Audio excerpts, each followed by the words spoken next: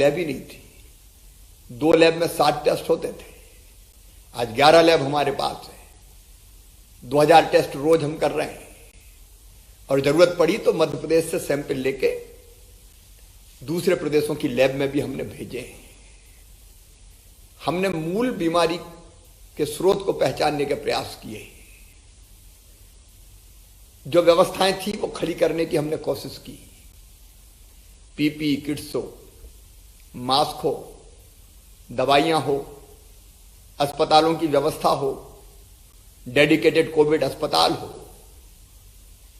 Private sector का involvement हो, जनता को साथ लेना हो, अलग अलग इलाके जहां ये बीमारी घर चुकी थी उनके कंटेनमेंट क्षेत्र बनाना हो, हॉटस्पॉट घोषित करना हो, लॉकडाउन, कुछ नगरों को सील करना, अनेकों तरह की व्यवस्थाएं आपके सहयोग से बनाई और अब उन व्यवस्थाओं का परिणाम है कि पेशेंट्स पॉजिटिव आ रहे हैं लेकिन संख्या लगातार कम होने लगी है। अब अस्पतालों से डिस्चार्ज भी हो रहे हैं लोग स्वस्थ होके। कल ही भोपाल के चिरायु अस्पताल से 45 कोरोना पॉजिटिव पूरी तरह से स्वस्थ होकर अपने घर गए। मेरे बहनों और भाइयों, इस महामारी से डरने की जरूरत नहीं है, सावधान रहने की आवश्यकता है। समय पर अगर टेस्ट हो जाए, बीमारी पता चल जाए, लक्षण दिखते ही अगर दिखा लिया जाए तो ये सर्दी जुकाम और खांसी से, बुखार से बड़ी बीमारी नहीं है। लेकिन ये जानलेवा तब बनती है जब हम देर कर देते हैं। मुझे खुशी है कि समाज ने इस बीमारी को पहचाना, अब सब सहयोग कर रहे हैं और उसी का परिणाम है कि धीरे धीरे सकारात्मक परिणाम आने लगे हैं। मुझे कहते हुए खुशी है कि आधा मध्य प्रदेश तो इस बीमारी से मुक्त है, लेकिन हमारे 8 जिले शिवपुरी, मुरैना, छिंदवाड़ा, टीकमगढ़, आगरमालवा, शाजापुर, मंदसौर एवं बैतूल में भी पिछले 1 सप्ताह से कोई भी नए संक्रमण का केस नहीं आया है।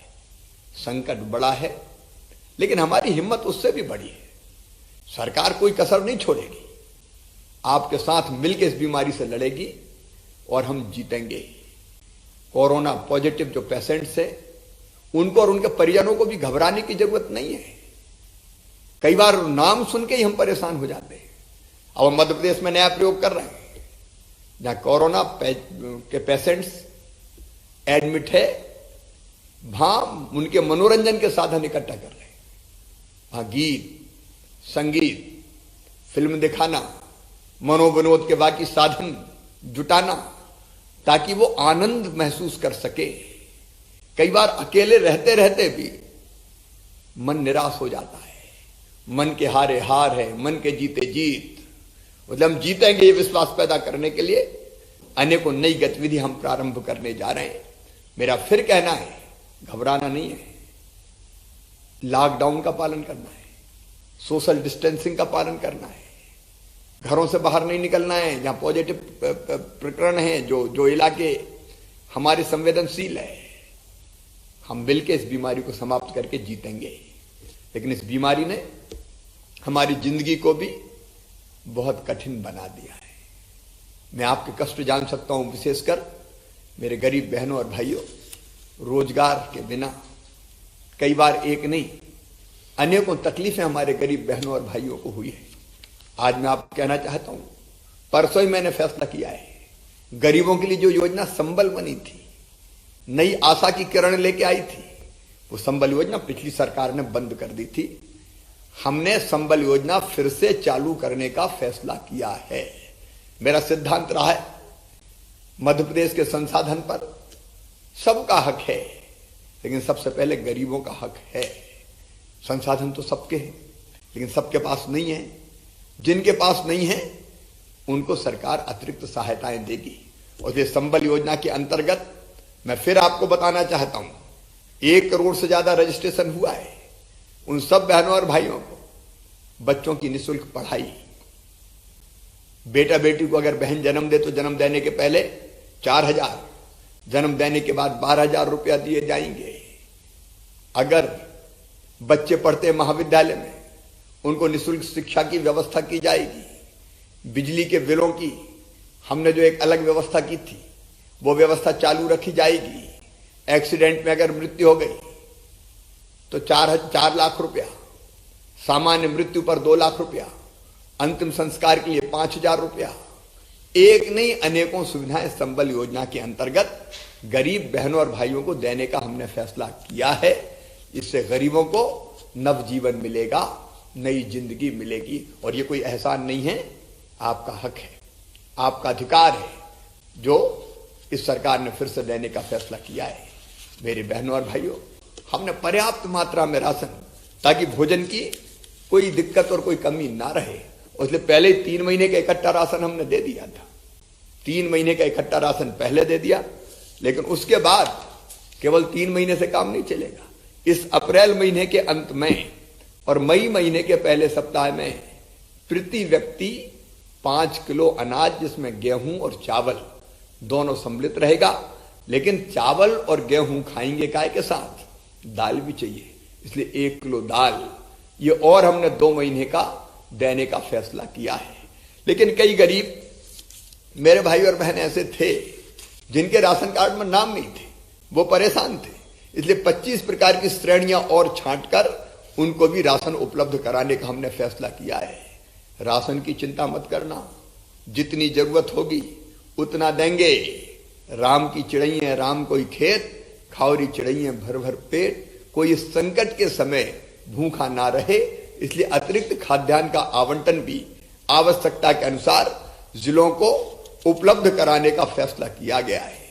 मेरे बहनों और भाइयों, मेरे सभी वो भाई और बहन जो दिव्यांग हैं, जो बुजुर्ग हैं, सामाजिक सुरक्षा पेंशन के अंतर्गत आते हैं, उनको सामाजिक सुरक्षा पेंशन, विधवा पेंशन, वृद्धावस्था पेंशन, निराश्रित पेंशन के रूप में 46 लाख हितग्राहियों के खाते में 2 माह के पेंशन की राशि 562 करोड़ रुपया हमने खाते में डाल दी है।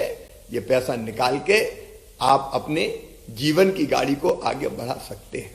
हमारे वो मजदूर भाई बहन जो कंस्ट्रक्शन वर्कर से निर्माण मजदूर, जिनका पंजीकरण हुआ है, 8,25,000 से ज्यादा हैं, वो ऐसे सभी 8,25,000 निर्माण श्रमिकों के खाते में हमने 1,000 रुपए की सहायता राशि उनके खाते में डाल दी है। वो खत्म हो जाएगी तो 1,000 रुपए की राशि फिर उनके खाते में डालने का काम कर दिया जाएगा। मध्य प्रदेश में लॉकडाउन के कारण अन्य राज्यों के फंसे मजदूरों को भी 1,000 रुपए हमने देने का फैसला किया है।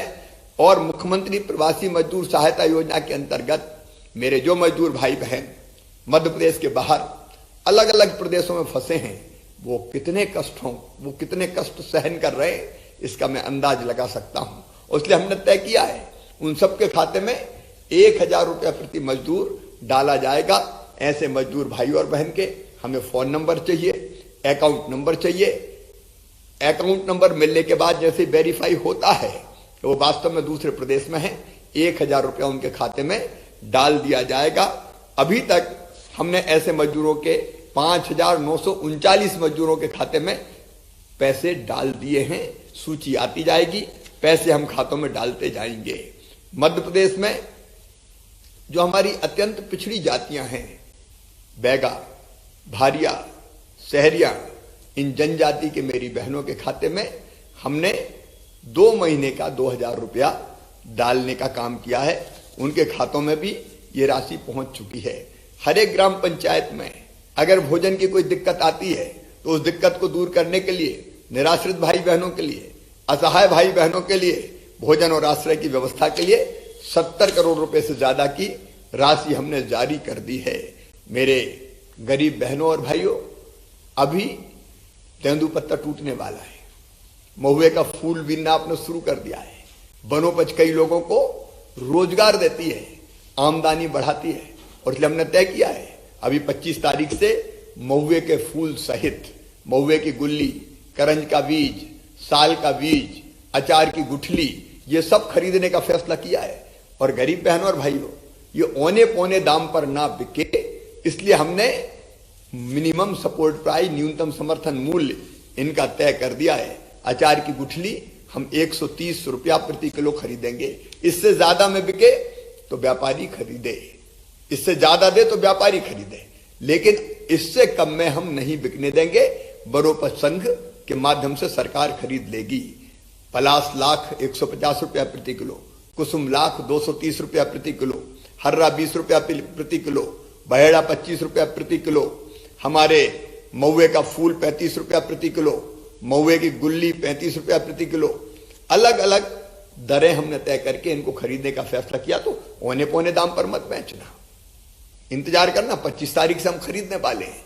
आप जितना बीन के लाओगे सरकार खरीदेगी। जो तेंदुपत्ता है उसकी तुड़ाई भी शुरू होने वाली है। 25 रुपया प्रति मानक बोरा की दर से उसकी मजदूरी देने का भी हम काम करेंगे। मेरे प्रिय बहनों और भाइयों, मैं आप सबको आश्वस्त करना चाहता हूं, रोजगार की कोई समस्या नहीं रहने देंगे। मई महीने के प्रथम सप्ताह तक हम ग्रामीण क्षेत्रों में कम से कम 10 लाख रोजगार के अवसर रोज सृजित कर देंगे, ताकि आपको रोजी रोटी की दिक्कत ना हो। लेकिन याद रखिए, उन्हीं जिलों में जहां संक्रमण नहीं है, जहां संक्रमण ज्यादा है, वहां क्राइसिस मैनेजमेंट ग्रुप से बात करके कौन सी गतिविधि शुरू करनी चाहिए, कौन सी नहीं करनी चाहिए, यह हम तय करेंगे। मेरे किसान बहनों और भाइयों, मैं आपसे भी निवेदन करना चाहता हूं, हमारी सरकार गरीबों की, हमारी सरकार किसानों की सरकार है। और इसलिए हमने आते ही तय किया, मुख्यमंत्री बनते ही किसान क्रेडिट कार्ड के भुगतान की अंतिम तिथि 31 मई हमने कर दी, क्योंकि इस संकट में किसान पैसा कहां से लाता। पिछली सरकार ने आपके फसल बीमा योजना की राशि दबा ली थी, 2200 करोड़ रुपया प्रीमियम नहीं दिया, इसलिए फसल बीमा योजना की राशि नहीं मिली। मैंने आते ही जब यह देखा कि किसानों के साथ छल है, धोखा है, तत्काल फैसला किया और 2200 करोड़ रुपया फसल बीमा योजना के प्रीमियम की राशि मैंने तत्काल जमा कर दी। और इसलिए 15 लाख किसानों को 2990 करोड़ रुपए की राशि फसल बीमा योजना के अंतर्गत आपके खाते में डाली जाएगी। एक क्लिक से इस राशि को भी आपके खाते में डालने का काम जल्दी मैं प्रारंभ करूंगा। ये किसान का हक था जो हमने उसको देने का फैसला किया है। मेरे किसान बहनों और भाइयों, आपको पता है, जब मैं पिछली बार मुख्यमंत्री था, हमने 0% ब्याज पर कर्जा देने का फैसला किया था। अब आपको मैं फिर से ये सूचना दे रहा हूं, खुशखबरी दे रहा हूं कि हम आगे भी किसान को 0% ब्याज पर कर्जा देंगे, ताकि कर्जा उसके ऊपर बोझ ना बने। हमने ये भी तय किया है, किसानों को प्राथमिक कृषि सहकारी साख समितियों के माध्यम से जो फसल ऋण 19-20 में दिया गया था, उसके भुगतान की तिथि 28 मार्च थी। इस संकट के समय किसान कहां से पैसा लाता, और इसलिए हमने तय कर दिया है कि अब 31 मई 2020 तक वो राशि जमा की जा सकती है। और इसका जो ब्याज होता था 55 करोड़ रुपया, वो हमने सरकार के खजाने से भरने का फैसला किया है, ताकि किसानों को दिक्कत ना हो। मेरे किसान बहनों और भाइयों, चिंता मत कीजिए, खाद की व्यवस्था, बीज की व्यवस्था, आदानों की व्यवस्था, वो सब हम ढंग से कर रहे हैं। जिन इलाकों में तीसरी फसल होती है, वहां जहां नहर छूट सकती थी, नहर छोड़ के हमने मूंग इत्यादि की फसल के लिए पानी दिया है। और कोशिश हमारी ये है कि जहां किसान तीसरी फसल पैदा करता है, उसके लिए पर्याप्त बिजली भी हम किसान को दे दें, ताकि संकट के समय तीसरी फसल पैदा करके भी किसान अपनी आमदनी बढ़ा ले। एक निवेदन और आप सबसे करना चाहता हूं, ये भयानक संकट का समय है, खरीदी की कल्पना करनी इस समय मुश्किल थी। बारदाने नहीं थे, गोडाउन नहीं थे, व्यवस्थाएं नहीं थी, लेकिन आते ही पहले दिन से मैंने बारदानों की व्यवस्था। आपको पता है कि पश्चिम बंगाल में जूट के कारखाने बंद हो गए, तो हमको जूट के बारदाने नहीं मिल रहे थे, तो हमने प्लास्टिक के बारदाने यहां बनवाने का काम युद्ध स्तर पर प्रारंभ किया है। पूरी व्यवस्था हमने बनाई। देखो, हम्माल भाग गए, मजदूर नहीं है, बिहार से और दूसरी जगह से आते थे जो हम्माली का काम और ढोने का काम करते थे, लेकिन हमने इन सारी व्यवस्थाओं को स्थानीय लोगों से पूरा करवाने का फैसला किया। और यह फैसला किया कि कितनी भी कठिन परिस्थितियां हो, हम अन्नदाता के अन्न को खरीदेंगे, उपार्जित करेंगे। इसलिए हम गेहूं खरीद रहे हैं, हम चना खरीद रहे हैं, हम मसूर खरीद रहे हैं, सरसों की खरीदी हम जल्दी शुरू करने वाले हैं ताकि किसान को उसके पसीने का पूरा मूल्य मिल जाए। और मुझे कहते हो खुशी है कि खरीदी अब पूरी ताकत से शुरू हो गई है। रोज किसान, हजारों किसान आ रहे हैं और अपनी उपज बेच रहे हैं। जल्दी उनके खाते में पैसा डलना शुरू हो जाएगा। हमने बैंकों को, जिन किसानों से पहले खरीद कर ली है, बैंकों को पैसा दे दिया है। जल्दी बैंकों के पास से वो पैसा आपके खाते में आना शुरू हो जाएगा। मेरी प्रार्थना एक ही है, धैर्य रखना। एसएमएस होने के बाद ही खरीदी केंद्र पर आना, भीड़ मत लगाना, क्योंकि कोरोना का संकट है। और ये विश्वास रखना कि मैं हूं, पूरी उपज खरीदूंगा। जल्दीबाजी मत करना, मास्क लगाना है, सैनिटाइजर से हाथ साफ करते रहना है, साबुन से हाथ धोना है। और मास्क जरूरी नहीं है कि आप खरीद के लगाओ, अपने गमछे को धो और उसी को मास्क बना लो। लेकिन केवल उपार्जन ही एकमात्र तरीका नहीं है। हमने ये फैसला भी किया कि मंडी में आने की जरूरत नहीं है, क्योंकि कोरोना का संकट है। मंडी में ज्यादा लोग इकट्ठे नहीं हो सकते, इसलिए व्यापारी सौदा पत्रक के माध्यम से आपके घर पर आकर भी आपके अनाज को खरीद सकता है। और मुझे कहती हूं खुशी है, कई व्यापारी और किसानों ने आपसी सहमति से ऐसे सौदे किए हैं। मुझे एक शिकायत आज मिली और वो शिकायत ये थी कि हम्माली का पैसा कुछ जगह किसानों से वसूला जा रहा है। मैंने आज साफ निर्देश दिए कि व्यापारी और किसान जिस भाव पर सौदा करेंगे वो पूरा पैसा व्यापारी को, किसान को देना पड़ेगा, उसमें से हम्माली वो नहीं काटेगा। ये मैंने निर्देशित किया है। मेरे किसान बहनों और भाइयों, आप चाहें तो अलग प्राइवेट मंडियों में भी अगर कोई मंडी बना के, दुकान बना के प्राइवेट खरीद करना चाहता है तो प्राइवेट खरीद केंद्रों से पर भी आप अपने अनाज को ठीक मूल्य मिलने पर बेच सकते हो। समर्थन मूल्य पे हम खरीद ही रहे हैं तो वो सुरक्षा कवच हमारे पास है ही, उसकी चिंता करने की जरूरत नहीं है। हमने खरीद केंद्र पर्याप्त मात्रा में बढ़ाए, 4700 से ज्यादा खरीद केंद्र है। और इसलिए उपज की चिंता आप मत करना, मैं किसानों की चिंता करूंगा। किसान बहनों और भाइयों, संकट का समय है, धैर्य का परिचय देना, मिलके हम सब इस संकट से निकलेंगे। मेरे प्यारे बच्चों, मैं तुमसे बहुत लाड करता हूं, बहुत प्यार करता हूं। मेरे कई बच्चे बाहर फंसे, कोटा में भी फंसे हुए थे। आज ही, कल और आज में 2700 से ज्यादा ऐसे बच्चे बस भेजकर वापस बुला लिए गए हैं। अब वो अपने घरों पर जा रहे हैं। हमारे ऐसे बच्चे, देखो, इस संकट में सावधानी रखने की जरूरत है और सावधानी रखते हुए हमने उनको घर पहुंचाया है। पुट्टपर्ती में भी जो लोग फंसे थे उनको भी वापस लाने की व्यवस्था कर रहे हैं। मजदूर जो जहां हैं उनकी बेहतर व्यवस्था करने का हम प्रयास कर रहे हैं। लेकिन बच्चों की पढ़ाई इस समय बाधित ना हो, क्योंकि स्कूल कॉलेज तो खुल नहीं सकते। इसलिए हमने ऑनलाइन पढ़ाई की भी व्यवस्था करने का फैसला किया है। और इसलिए इस दौरान ऑनलाइन महाविद्यालय और विद्यालयों में अध्ययन और अध्यापन का कार्य किया जा रहा है, ताकि यथासंभव हम पढ़ाई में कोई कमी ना रहने दें। मेरे बच्चों के चूंकि स्कूल बंद है, इसलिए पहली से लेकर 8वीं तक के 87 लाख से ज्यादा बच्चों को मध्याह्न भोजन योजना का लाभ मिल जाए, इसलिए उनके खाते में हमने 165 करोड़ रुपए की राशि जमा कराई है। 2 लाख रसोइयों को भी 2-2 हजार रुपया मिलेगा, तो रसोइयों को भी काम मिल जाएगा और बच्चों को खाद्यान्न की व्यवस्था हो जाएगी, मध्याह्न भोजन की व्यवस्था हो जाएगी। मेरे भांजे भांजियों, छात्रवृत्ति स्कॉलरशिप दी नहीं गई थी। जब मुझे ये पता चला तो तत्काल मैंने 430 करोड़ रुपए की राशि मिशन 1 क्लिक के माध्यम से छात्र छात्राओं के खाते में डाल दी है। ये उनका अधिकार था, ये उनको देनी चाहिए था। इसलिए हमने किया। 1 से 8 तक की कक्षा, 1 से 8 तक के बच्चों को जनरल प्रमोशन हमने देने का फैसला किया है। मेरे बच्चों, मेहनत से घर पर ही पढ़ना। ये संकट आया है, मम्मी पापा तुम्हारे साथ है, लेकिन मामा भी तुम्हारे साथ है। तुम्हारा भविष्य बेहतर बने, कई योजनाएं मेरी बंद कर दी गई थी, जिसमें मेधावी विद्यार्थी प्रोत्साहन योजना जैसी योजना का भी लाभ बहुत कम दिया था। मैं उन सब की समीक्षा कर रहा हूं और जल्दी ही उन योजनाओं को मैं फिर से प्रारंभ करूंगा। अपने बच्चों को कोई दिक्कत नहीं आने दूंगा। हमने ये भी तय किया है कि बच्चों को जो यूनिफॉर्म हम देते हैं स्कूल में, अब पैसा खाते में नहीं डालेंगे बल्कि अपनी बहनों से, क्योंकि उनको भी तो रोजगार चाहिए, हमारी सेल्फ हेल्प ग्रुप की बहनें उन यूनिफॉर्म को बनाने का काम करेगी।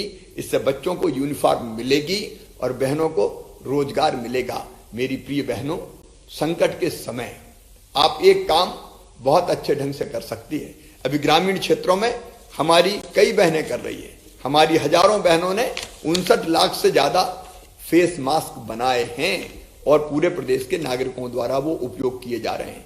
अभी मास्क की बहुत आवश्यकता है, फेस कवर चाहिए, और इसलिए उस आवश्यकता को देखते हुए हमने ये तय किया है कि इन मास्क के निर्माण का काम हम व्यापक पैमाने पर माताओं और बहनों से करवाएं। इसलिए एक योजना बनाई है हमने, उसका नाम मैंने दिया है जीवन शक्ति योजना, क्योंकि मास्क आज जिंदगी देने का काम कर रहा है। और इसलिए मेरी प्रिय बहनों, अगर आप इच्छुक हैं कि घर बैठे मास्क बनाए, आपको कहीं नहीं जाना, तो ऑनलाइन आप पंजीयन करवाएंगे, मोबाइल के माध्यम से पंजीयन हो जाएगा। विस्तृत जानकारी मैं आपके पास भेज रहा हूं और आप मास्क बनाएंगे। आपने जो मास्क बनाए उनकी 11 रुपया प्रति मास्क की दर से राशि 1 दिन के अंदर आपके खाते में भेज दी जाएगी और आपके बनाए हुए मास्क राशन की दुकानों और अन्य दुकानों पर उपलब्ध रहेंगे। प्रदेश की जनता को मास्क मिल जाएंगे और मेरी बहनों को मास्क बनाने से रोजगार मिल जाएगा। हमारी बाकी संस्थाएं भी और कारखाने भी अपनी आवश्यकता के अनुसार हमारी माताओं बहनों से मास्क बनवाने का काम कर सकते हैं। मेरे बहनों और भाइयों, हमको एक नहीं अनेकों प्रकार की आर्थिक गतिविधियां प्रारंभ करना है। परिस्थितियां देख के हमने ये तय किया है कि अलग अलग जिले जहां संक्रमण नहीं है वहां कई आर्थिक गतिविधियां हमने प्रारंभ कर दी। मनरेगा के काम हमने प्रारंभ कर दिए, निर्माण के काम हमने प्रारंभ कर दिए, तेजी से कई तरह के काम हम और प्रारंभ करेंगे ताकि लोगों को रोजी रोटी मिल सके। जो कारखाने थे कुछ जगह छोड़कर, जहां संक्रमण बहुत ज्यादा है, उनको छोड़ के कारखानों में भी काम शुरू करने की अनुमति दी है। हमने ये भी तय कर दिया है कि 8 घंटे के स्थान पर चाहे तो 12 घंटे भी मजदूर काम कर सकते हैं, बशर्ते उसी रेशो में उनको मजदूरी अधिक दी जाए। सप्ताह में 6 दिन भी काम कर सकते हैं, इसकी अवधि, इसकी अनुमति भी हमने दी है। ओवर टाइम की पात्रता उन मजदूरों को होगी और इसलिए कारखाने भी हमारे काम शुरू कर सके जहां संक्रमण नहीं है, इस बात का हम प्रयास कर रहे हैं। अनेकों प्रकार की ऐसी गतिविधियां अभी हम शुरू कर रहे हैं ताकि लोगों को रोजगार मिल सके। मैं एक बात और कहना चाहता हूं, कोरोना से लड़ने के लिए रोग प्रतिरोधक क्षमता हमको बढ़ानी पड़ेगी। आयुर्वेदिक, होम्योपैथिक, अनेकों प्रकार की बहुत कारगर दवाइयां हैं। अब मैं रोज स्वयं भी आयुर्वेदिक काढ़े का सेवन कर रहा हूं और 24 घंटे में से 18, 19 और 20 घंटे भी काम कर रहा हूं। मैं आपसे भी निवेदन करता हूं कि ये आयुर्वेदिक काढ़ा या इस तरह की दवाइयां जिसको भारत सरकार के आयुष विभाग ने रिकमेंड किया है, उनका सेवन जरूर करें। अभी हमने ऐसी आयुर्वेदिक होम्योपैथिक दवाइयां 1 करोड़ 20 लाख से भी अधिक व्यक्तियों को आयुष विभाग के माध्यम से वितरित की है। लेकिन अब मैं एक नई योजना बना रहा हूं, जीवन अमृत योजना। इस योजना के अंतर्गत हमने तय किया है कि ये आयुर्वेदिक काढ़ा जो हम पी रहे हैं, जिसको आयुष विभाग ने रिकमेंड किया है, ग्राम पंचायतों और नगरीय निकायों के माध्यम से घर घर बांटा जाएगा। अगले 3 महीने में 1 करोड़ से अधिक परिवारों को ये काढ़ा पैकेट्स वितरित करने का लक्ष्य हमने दिया है। रोग हो जाए उससे बेहतर है हम प्रतिरोधक क्षमता बढ़ा लें ताकि रोगी ना बने हम। उसमें आयुर्वेद भी रामबाण है, उसका उपयोग हमको जरूर करना चाहिए। मैं आज आभारी हूं सचमुच में हमारे डॉक्टर्स, हमारा पैरामेडिकल स्टाफ, नर्स, हमारे पुलिस के जवान, हमारे पुलिस के अफसर, हमारे नगरीय निकायों के राजस्व के अनेकों कर्मचारी, अधिकारी और उससे भी ज्यादा समाज सेवी दिन और रात अपनी जिंदगी को दांव पे लगा के कोरोना के खिलाफ युद्ध लड़ रहे हैं, लड़ाई लड़ रहे हैं। और इसलिए हमने मुख्यमंत्री कोरोना योद्धा कल्याण योजना के माध्यम से प्रदेश के कोरोना नियंत्रण के कार्य में लगे हुए शेष सभी कर्मियों के लिए भी अनहोनी हो जाने पर राज्य सरकार की ओर से 50 लाख रुपए की सहायता प्रदान करने का फैसला किया है। भगवान ना करे कभी ऐसा दिन आए कि हमको ये 50 लाख रुपया देना पड़े, लेकिन कभी कभी ऐसी दुर्भाग्यपूर्ण घटनाएं हो जाती है। हमने ये भी फैसला किया है कि कोरोना के पॉजिटिव मरीज के साथ जो डॉक्टर्स काम कर रहे हैं, स्वास्थ्य कर्मी काम कर रहे हैं, वार्ड बॉय हो, कंपाउंडर हो, वो जो काम कर रहे हैं उनको 10,000 रुपया प्रतिमाह प्रोत्साहन राशि देने का काम करेंगे। और इसी प्रकार यदि और किसी विभाग का, स्वास्थ्य विभाग के अतिरिक्त कोई कर्मचारी कोरोना से संक्रमित हो जाता है तो इलाज तो निःशुल्क होगा ही, लेकिन 10,000 रुपया की प्रोत्साहन राशि भी दी जाएगी। मेरे बहनों और भाइयों, इंदौर की जूना इंदौर थाने के थाना प्रभारी हमारे साथी जांबाज अफसर देवेंद्र चंद्रवंशी नहीं रहे। उज्जैन के नीलगंगा थाना प्रभारी यशवंत पाल भी कोरोना के संक्रमण से लड़ते लड़ते चले गए। इन दोनों कर्मवीरों को मैं प्रणाम करता हूं। उनका परिवार अकेला नहीं, सरकारी नौकरी देने का फैसला किया, 50 लाख रुपए की सम्मान निधि देने का फैसला किया, एक्स्ट्रा ऑर्डिनरी पेंशन मतलब उनके सर्विस काल तक पूरी वेतन उन परिवारों को देंगे और उनको कर्मवीर पदक से सम्मानित किया जाएगा। जो उत्कृष्ट काम कर रहे हैं, पुलिस के हमारे अफसर जवान दिनों रात लग के, उन सब के लिए भी हमने कोरोना पदक देने का फैसला किया है। 15 अगस्त के दिन दिया जाएगा और बाकी भी विभागों के कर्मचारी जो बेहतर और उत्कृष्ट काम कर रहे हैं उनको कर्मवीर सम्मान से सम्मानित किया जाएगा, क्योंकि ये हमारे रियल हीरो है। इतनी अवधि में जो काम मुझसे हो सकता था, सरकार से हो सकता था, दिन और रात हमने करने की कोशिश की है। मैं आप सबसे निवेदन करना चाहता हूं, कोरोना से लड़ाई लंबी लड़ाई है। ये 1-2 दिन 1-2 महीने की नहीं है, हो सकता है इससे ज्यादा लंबी भी चले, लेकिन फिर भी घबराने की जरूरत नहीं है। सारी व्यवस्थाएं बनाते हुए हम लड़ेंगे और जीतेंगे। हिम्मत और हौसला है तो यमराज के मौत के मुंह से भी वापस लौट आते। उसकी चिंता मत कीजिए, सावधानी रखना है। जितनी चीजें पहले बताई गई है माननीय प्रधानमंत्री जी, अरे उनके नेतृत्व में भारत के प्रधानमंत्री ऐसे योद्धा हैं कि सारी दुनिया कह रही है कि कोरोना से लड़ाई में सबसे सार्थक प्रयास अगर किए हैं, नेतृत्व अगर दिया है तो हमारे प्रिय प्रधानमंत्री श्रीमान नरेंद्र मोदी जी ने दिया है।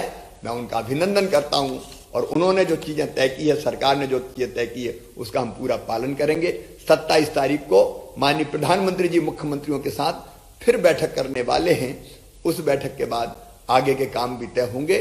एक दुखद घटना इस बीच में जरूर हुई है मेरे बहनों और भाइयों। दमोह जिले की हमारी एक बिटिया दुर्भाग्यपूर्ण घटना की शिकार हुई है।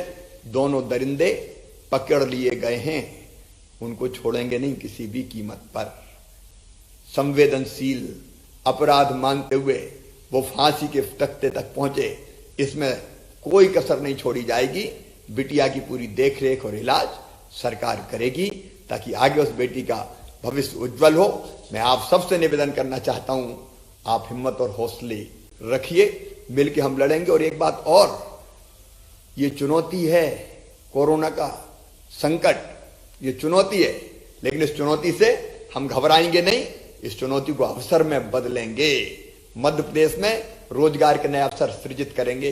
अर्थव्यवस्था ध्वस्त है, लेकिन मैं पैसे की कमी की बात भी नहीं करूंगा। व्यवस्थाएं करेंगे और आगे बढ़ेंगे। मुझे पूरा विश्वास है आप और हम मिलके कोरोना को भी हराएंगे और मध्य प्रदेश को आगे बढ़ाने का एक नया इतिहास भी रचेंगे। आप सबको बहुत बहुत धन्यवाद। नमस्कार।